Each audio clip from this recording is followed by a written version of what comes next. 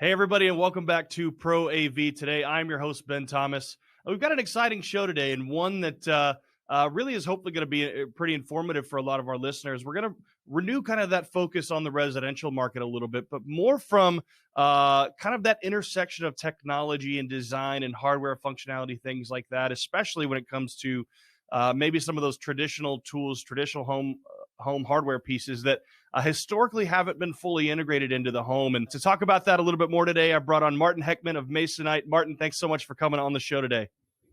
Hey, Ben. Great to be here. Thank you for having us. You know, Martin, you're somebody who's seen this transition happen firsthand, where historically, I hate calling them this, but we'll call them dumb items or dumb hardware that hasn't been fully technologically integrated into the home, have kind of just been pieces of the home, right? And now, especially coming out of CEDIA and jumping into some of these newer trends in a post-pandemic world, you're seeing a lot more integration of technology in things like doors, right? And smart home technology in things like shades and home theater systems, really across the board. And, you know, as somebody who has their finger on the pulse of really that intersection, you know, what do you think's really driving that, right? Is it that end user demand? Is it a combination of other external factors? In your opinion, what's really driving that innovation right now in the space? Yeah, we'll unpack that. That's a really, really good question. And, you know, we're at Masonite, you know, we're a global designer, manufacturer, producer, distributor, and marketer of, you know, interior and exterior doors, mainly in the residential space, but also serving some of the commercial end markets.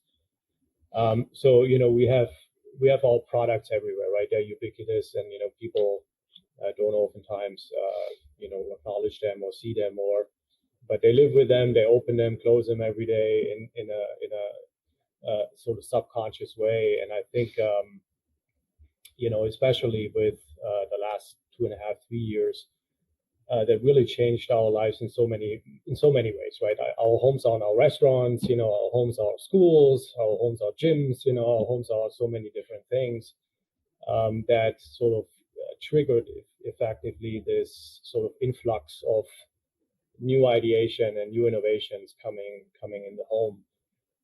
And, you know, as a door manufacturer, if you will, you know, we sort of had our entryway there with the Empower Smart Doors, you know, the first ever fully powered and integrated, you know, residential door featuring, you know, a smart door lock, an integrated video doorbell, as well as integrated lighting use cases and motion sensors to kind of participate in that space. And I think, you know, I like what you said earlier, you know, the sort of term smart home has been a bit overused, if you will. And it's really just a home, right? Because people expect to live with this technology. And I think that's where, when we look at market participants and our channel partners, you know, they look at it the same way, right? So I think taking technology in a way that it really, really addresses end user problems and integrating it in a meaningful way, you know, whether that's a door, you know, whether that's a shed, to your point, you know, whether that's irrigation systems or whatever that may be, it has to be easier and it has to be better than the way it is today. And that's really challenging. But I think, you know, talking about the Empower Smart Doors, I think we're up to something. The feedback we're getting is really, really well. It's deeply rooted in end user research and insights. A lot of work that we've done over the last several years to really identify what our end persona, we call them SVT or strategic value target, what their needs are, really evolving around safety, security, evolving around comfort, convenience.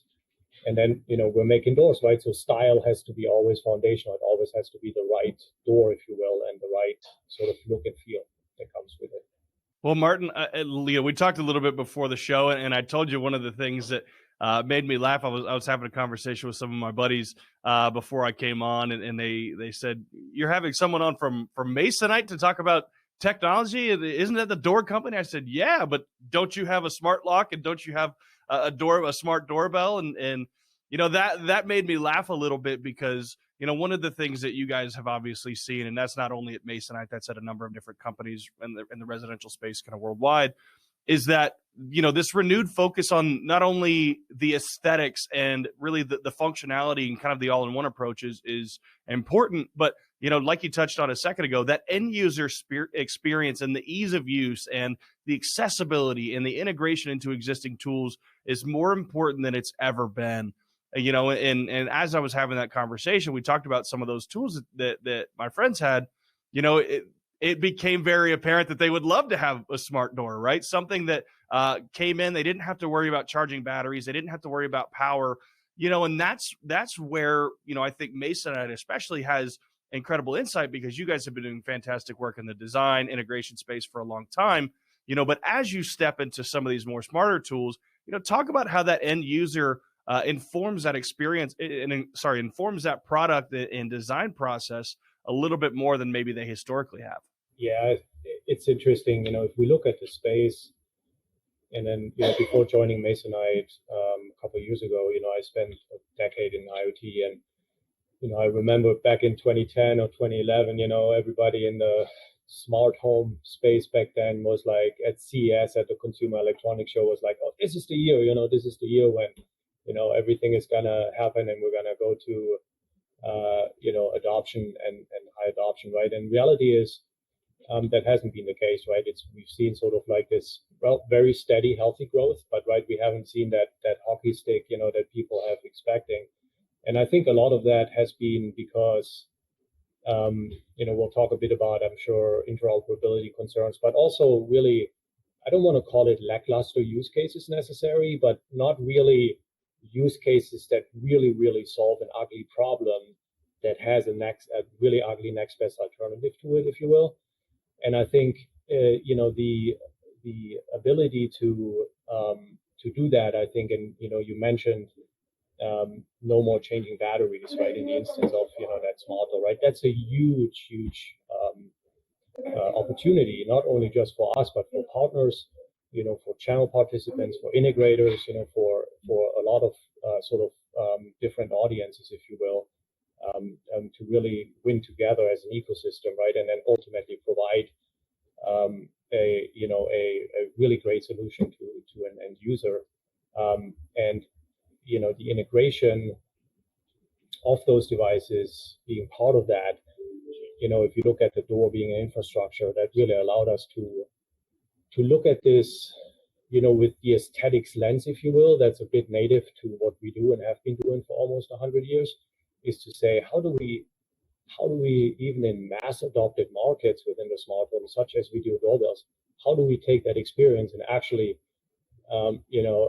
accelerate or amplify that in a more meaningful way, right? By placing the doorbell where naturally it sits as you approach the door. So then that will really provide a lot of better use cases when you think about facial recognition or whatever those use cases may be that kind of result from that. So I think it's been a really, really interesting journey, especially over the last several years, to kind of see that kind of evolving and happening. Well, Martin, you touched on it just a little bit, and I want to dig into that interoperability kind of question, right? Historically, obviously, Masonite has been a fantastic manufacturer of doors for, you said, right at 100 years. And, obviously the smart door is something that's a little bit newer in the scope of the vision of the company. How do you leverage existing technologies? Maybe it's through partners. How do you basically kind of come into that market? I wouldn't say cold, but how do you come into that market as somebody who's been known historically for one thing, and then kind of adapting that to function in another way? It's really, really hard, but it's also a lot of fun, and it's amazing. We work with so many talented people every day, and you're really thinking about growing capabilities into new areas. That's really at the crux of what we're trying to do and what we'll have to do. And I think again, tremendous progress the team has made in such a short amount of time. If you think about moving from manufacturing, and gluing wood and really doing the things that no other company in the world does better. But again, right, putting wire harnesses, and routing technology and embedding that into the process is very different, and I think that stretches throughout the entire set of functions. functions or enterprise functions and capabilities, if you will. So it's been a really interesting and tremendous journey thus far. And when we think about interoperability and partnerships, and you mentioned it, Ben, I think it's really important. If you think about the smart home today and the IoT space in general, partnerships are really at the core of what's happening, right? And I think we're moving absolutely in the right direction as an industry, more broadly as an IoT industry, to say stuff should just work together, right, with each other. And we've hung in there for years, and I think we're finally, with Matter, seeing a light at the end of the tunnel, and some of the protocols that should hopefully try to solve for that. Let the end user decide, right, what their ecosystem of choice should be, and then let the best device win, if you will, and kind of have an even playing field. But the ability for stuff not to work together, and then that's also another reason why I think that's been holding back the smart home a bit over the last several years. So if we can, again, mapping this back to Masonite and what we do as a company, right, we're teaming up with the best partners in their respective space, and I think they're extremely good at what they're doing. So we're integrating their technology into a meaningful way, into an overall experience that people already expect to have and see and evolve over time.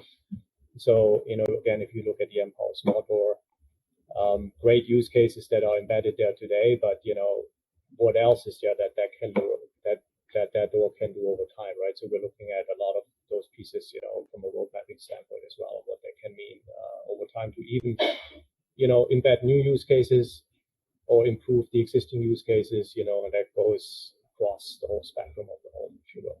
Well, and what's exciting to see too right now in residential is the increase in what I'll call the do it for me crowd, right?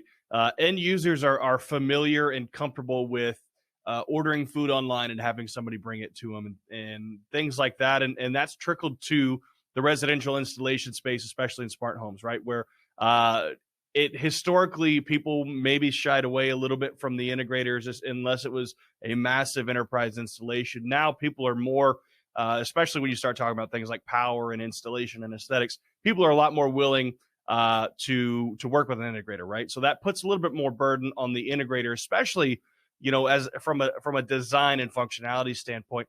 Talk about Masonite specifically. As you guys are working on the residential channel specifically, talk about the role of how that integrator, talk about the importance really of the integrator in that channel right now.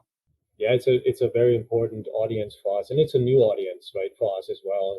As historically we haven't really engaged that much with that audience. Now, if you think about, this is all public information. The way we're going to market today is mainly through new construction, which makes a lot of sense, right? If you think about the door, having to be hooked up to the mains power of the home, and there's a bit of heavy lifting that has to happen there. So as the home is being built, that door coming in, that's a perfect symbiosis, makes a lot of sense. So as we engage with those channel partners, we're learning a lot more about the integrator audiences and really what they do and what must be true for them in order for this to be a win-win. But again, talking about CEDIA and being there, and that was our first CEDIA show as well that we've attended a couple of weeks ago as Masonite International. I had an opportunity to attend a couple of those panels, and there was one panel that was really, really insightful, and in that the integrator and the designer and the architect audience were sort of brought together to really talk about, okay, how do you guys see yourself interact, and at what point in the journey does that have to happen?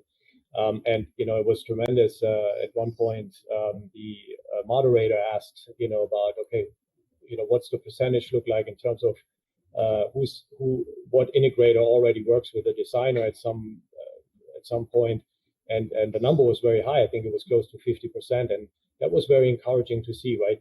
At that early in the journey, if those two audiences collaborate together, I think that's a tremendous opportunity. So we have to, as a company, really, really immerse ourselves into this space as well, and really get closer to those audiences. And I think, we're making a lot of great progress there, and we're super excited to do that. So I think, but that's really important because the integrator, there has to be something in it for everyone, right? In order for this to really become a thing and really scale.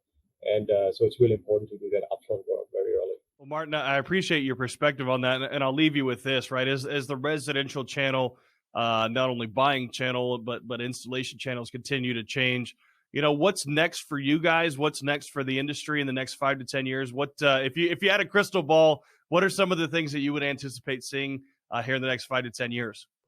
Yeah, that's great. We're at the onset here of this journey. I've talked to folks internally, externally about this. This is really just the sort of the end of the beginning, if you will. What we announced at the Consumer Electronics Show earlier in the year. We're a manufacturer of interior and exterior door, right? And if you think about opportunity space, that can stretch from a technology standpoint and really end up providing, a lot of meaningful use cases for various audiences, not just our strategic value targets, but also channel partners on the technology side, big tech. There's a lot of really cool stuff that we can do as a sort of manufacturer, marketer, supplier of whole home solutions. So we're looking at this space more broadly.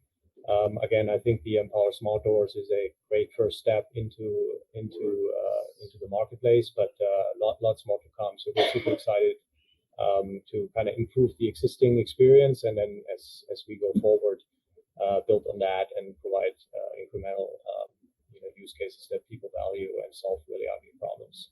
Well, Martin, thanks for coming on the show today and breaking down the new, really an innovative changes happening in the residential space. Martin Heckmann of Masonite. Martin, hey, we appreciate you coming on. Hey, thank you so much, Ben, for having us, and I appreciate it. Thank you very much. And thank you guys for tuning in. Be sure to join us next time.